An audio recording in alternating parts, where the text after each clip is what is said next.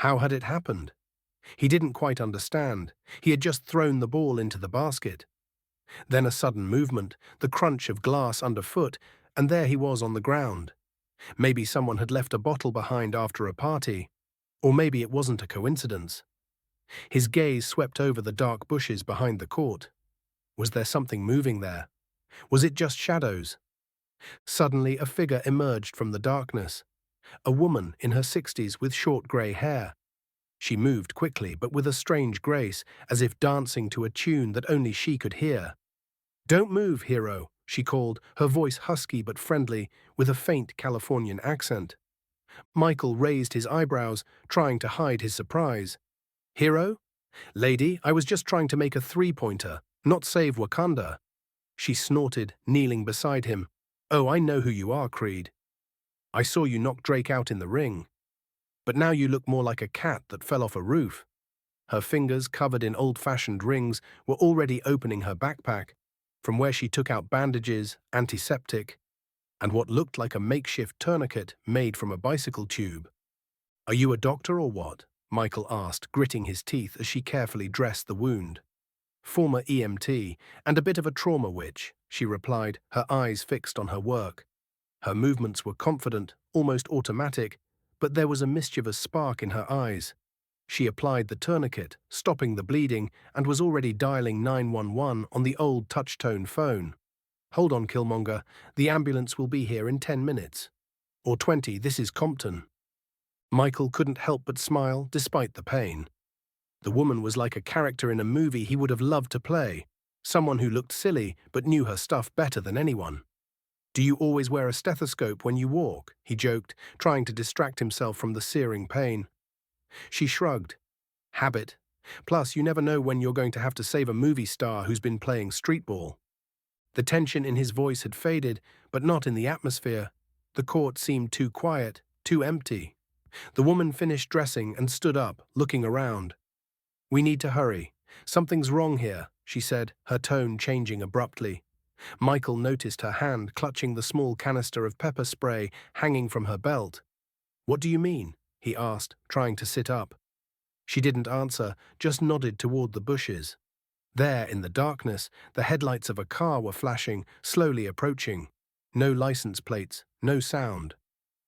"Look, Creed," she whispered, her eyes narrowing. "That wasn't just glass. Someone left it here on purpose, and I think I know who." Her words hung in the air like the silence before a storm. Michael felt a chill run down his spine. This woman, with her punk haircut and stethoscope, knew something he didn't. And it was something much bigger than an accidental injury on the playground. "Don't be heroic, Creed. You've already made a fuss like Killmonger in Wakanda. Let me sort it out." Her voice was calm, but her eyes sparkled with tension, as if she had seen this kind of situation before. "Sort it out?" Michael asked, his eyebrows rising. "Lady, you look like you just came from a Grateful Dead concert, not SWAT training." She snorted, her eyes fixed on the car that had stopped a few meters from the venue. "Stereotypes, Creed. I was a paramedic in Compton in the 80s. Believe me, I've seen more drama than you see in your movies." Her fingers were clenched around the pepper spray, and her other hand was already rummaging through her backpack, pulling out what looked like an old walkie-talkie. "Walkie-talkie? Really?" Michael couldn't help but smile, despite the situation. "What? Call for backup like in Creed 3? She glanced at him, her lips curling into a faint smile. "Maybe. But first, tell me, who knew you'd be playing streetball here at 10 o'clock? Her question hit like a ball hitting a basket. Michael frowned. "Nobody. I just wanted to throw a ball, spontaneously." But her eyes, sharp as the glass that had pierced his leg, said she didn't believe him. The car cut the engine and the door opened. Two men in dark hoodies got out, their faces hidden in the shadows of their hoods. One was holding something in his hand. Maybe a phone, maybe something worse. The woman stood up, holding the walkie-talkie, and called out, "Hey guys, are you lost? The nearest bar is 2 blocks away." Her tone was light, almost mocking, but Michael felt the air around him thicken. "You know who we are, Grandma," one of the men replied, his voice low and husky. Michael tensed. "Grandma," he muttered. "Oh man, you just signed your own death warrant."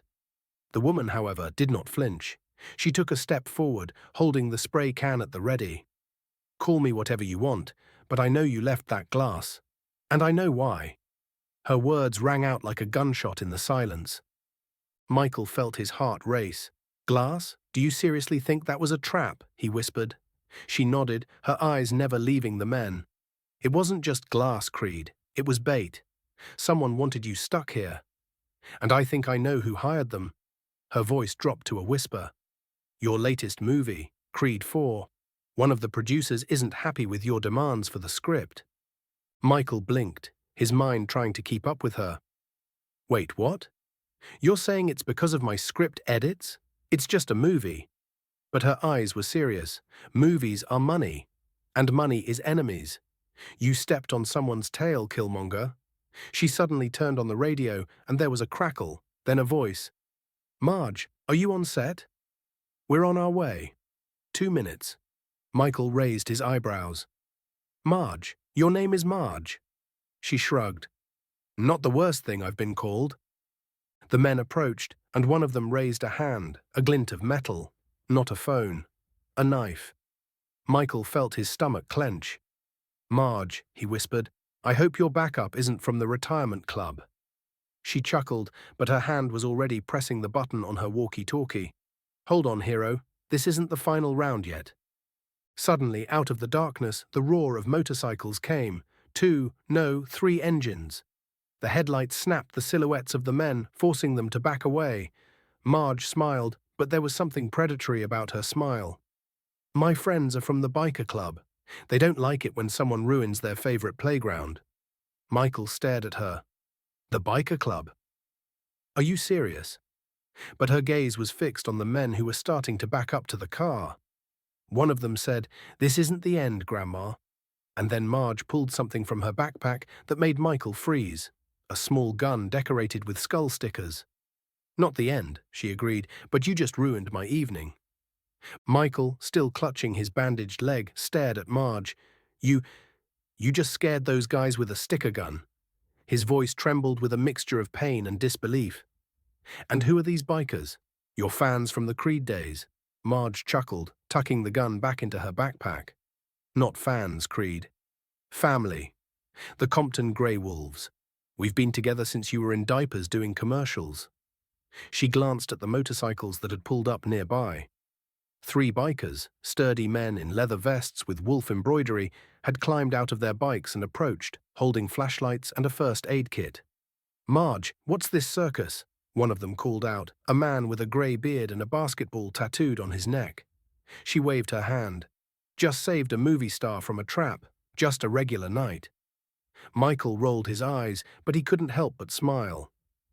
"Just a regular night. Lady, you're either a genius or a nutcase, or both," she winked. "Hold on to the second one, Killmonger. It helps you survive Compton." The bikers helped Michael to his feet, supporting him carefully. One of them, a woman with a short haircut and a scar above her eyebrow, checked Marge's bandage. "Not bad, old lady. You could still work in the ER." Marge sniffed. "I could, but the stories are more fun." She turned to Michael. "Look, Creed, the ER will be here soon. But you need to know, this isn't just glass and this isn't just producers. Those guys in the hoodies are mercenaries. And they didn't choose this venue by accident." Michael frowned, his mind buzzing like a crowd before a boxing match. "Mercenaries? Because of my script edits? This sounds like a bad Black Panther spin-off." Marge shook her head. "Not a script, Creed. Your new project. A documentary about streetball in Compton. You dug too deep. Some people don't like you bringing their dirty work to light." Her voice grew quieter but sharper. "And I know who." Before Michael could answer, the blue and red lights of an ambulance flashed in the distance. But with them came another sound, a low, rhythmic drone. The bikers tensed, one of them taking out his binoculars. "Marge," the bearded man muttered, "they're not ours." She pursed her lips, her eyes narrowed. "Damn! They're faster than I thought." Michael, leaning against the biker, looked at her. "Who's they? And why do I get the feeling you know more than you're letting on?" Marge sighed, her hand slipping back to her backpack. "Remember when I said I was a paramedic? I was also a consultant, let's say. For people who don't like their secrets out. One of them is a local boss who controls illegal streetball betting. Your movie threatens his empire. She pulled a small pad from her backpack, scrawled with numbers and names. I was following him, and I think he was following you. The ambulance stopped, and the paramedics got out, but the drone's hum was getting louder. Michael felt the adrenaline drown out the pain in his leg. Marge, are you saying I jumped into the war because of a documentary? She nodded, her smile a mixture of sympathy and insolence. Welcome to the real Compton Creed. Every shot here is a risk. Suddenly the drone descended lower, its camera flashing red. One of the bikers cursed, pulling a piece of equipment from under his vest. Marge raised her hand. Don't shoot, you idiot. It's not just a drone, it's their eyes. She turned to Michael. You need to get out of here. Now the ambulance is a trap. Her words hit like a knockout. The approaching paramedics suddenly seemed less friendly, and Michael noticed a tattoo on one of them, the same symbol that had been on the unlicensed car. Marge, he whispered, what the hell did you drag me into? She smiled, but her eyes flashed with alarm. It wasn't me, Creed. You chose this place. Now run. Or rather, jump. We'll cover. And as the bikers lined up, shielding him from the drone and the suspicious paramedics, Michael realized this game had just begun.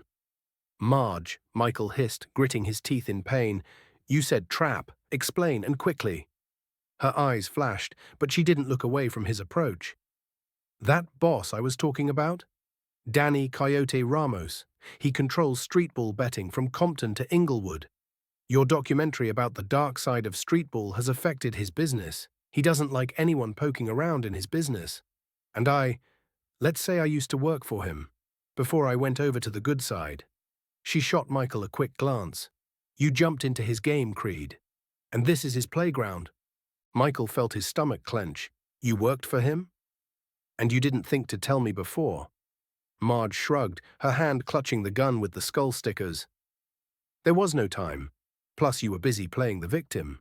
Her tone was sarcastic, but her eyes showed alarm. The drone above them buzzed louder, its camera flashing, recording every movement. One of the bikers, a bearded man with a brace, muttered, Marge, time to run. These pseudo-paramedics are armed. She nodded. I know, Teddy, but we're not leaving Creed. The paramedics stopped a few feet away, one of them raising a hand as if to reassure. Hey, we just want to help. Your friend is hurt. But his eyes, cold and sharp like the glass that had pierced Michael's leg, betrayed the lie. Marge stepped forward, her voice firm. Coyote thinks he can scare us. Tell him Marjorie Green is no longer his pawn. She picked up her radio and called, Ray, now! Another motorcycle burst out of the darkness, this time with a trailer from which a young woman with a laptop jumped out. Drone under control, she shouted, her fingers tapping feverishly on the keyboard. Michael blinked. You broke the drone. Who the hell are you people? Marge smiled. Let's say we're the local resistance, and Ray is our hacker. The drone suddenly spun in mid-air and went down sharply, crashing into the bushes. The paramedics cursed, one of them reaching for his holster, but the bikers were faster. Teddy swung the armature, forcing them to retreat. Back off or you'll be next, he growled. The ambulance suddenly jerked away, spinning around with a screeching sound of tires. Marge grabbed Michael's arm. Time to go, hero. Can your leg hold out for another 5 minutes? He nodded, though the pain throbbed with every movement. I played Adonis with broken ribs. It's a small thing. The bikers hoisted him onto Teddy's motorcycle, and the group sped off into the darkness, leaving the grounds behind. The drone, now under Ray's control, buzzed behind them, lighting the way. A few blocks later, they stopped at an old garage, where Marge finally breathed her last. The coyote won't stop, she said, checking Michael's bandage. But we've bought time. Your documentary has to come out. Show the world what's behind streetball. Michael frowned, his eyes burning. You think I'm going to run? I'm not Killmonger to hide, and I'm not Creed to retreat. Marge looked at him respectfully. Then fight, kid. But be smart. Coyote's not just a boss. He's got connections in Hollywood and in the police. Ray, the hacker, looked up from her laptop. I pulled the data off the drone.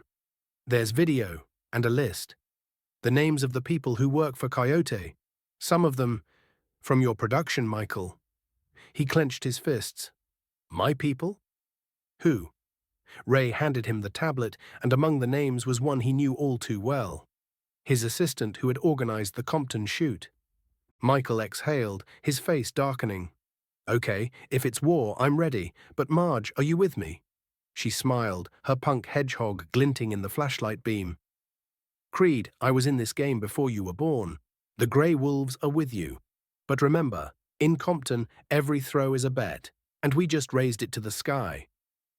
As the motorcycles roared again, Michael felt the pain in his leg give way to a new determination. The court was behind him, but the game had only just begun. And this time he would play off script.